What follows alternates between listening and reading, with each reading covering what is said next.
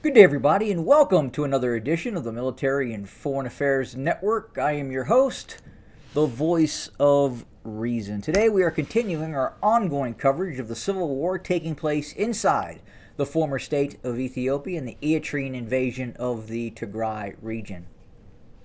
So, I've been very busy, obviously, over the course of the last week.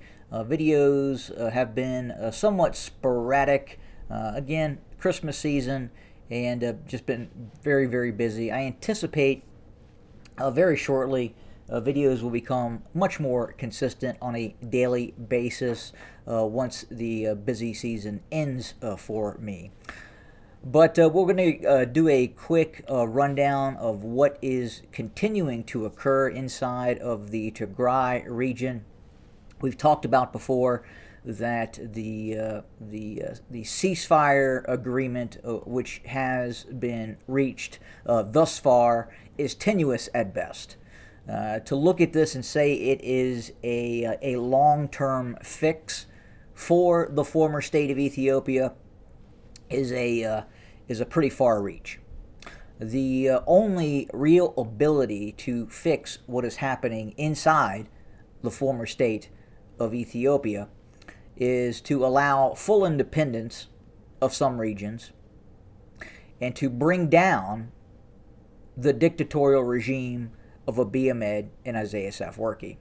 Ultimately, that would probably stop the conflict. Again, the conflict started or reached a precipice once Abiy Ahmed took power. Like it or not, that's what occurred. We have not seen this level of fighting even during the Eritrean Ethiopian wars of the late 90s, early 2000s over Badme. Obviously, the fighting has been much, much more severe and in other places inside the former state of Ethiopia as well, such as Oromia. So to say that the former state of Ethiopia is on fire would be a very small statement indeed.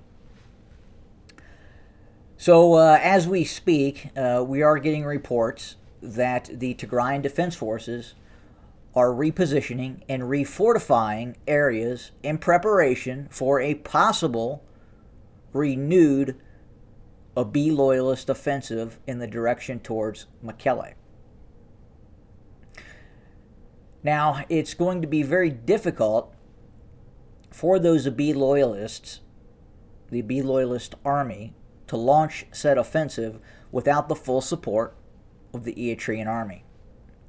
Even with the full support of the despotic state of Eritrea, the Abiy loyalist forces were only able to make small inroads, such as near Alamata and Korim. The TDF was able to hold the line near Maichu, and rebuff Eritrean attempts to attack Mekelle from the east from the Afar region near Abala and Berhale.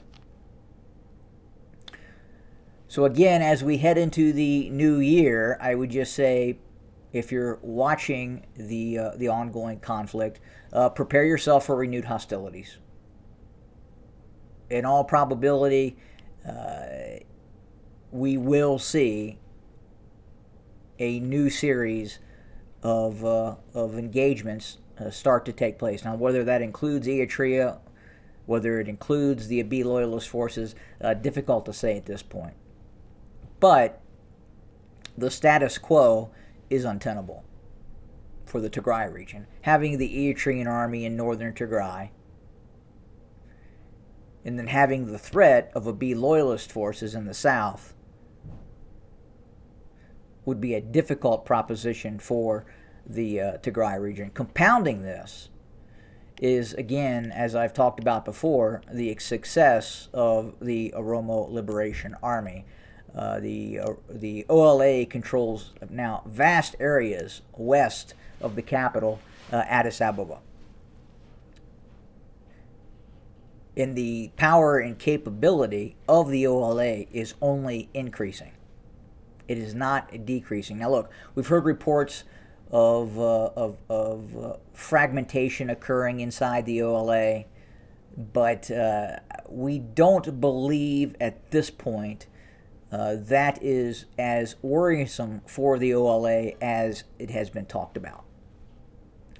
Right now, it does appear that the OLA is more cohesive than it's ever been since its existence in terms of a cohesive fighting force, because it would not have been able to do what it has currently done if it was not a cohesive operational fighting force.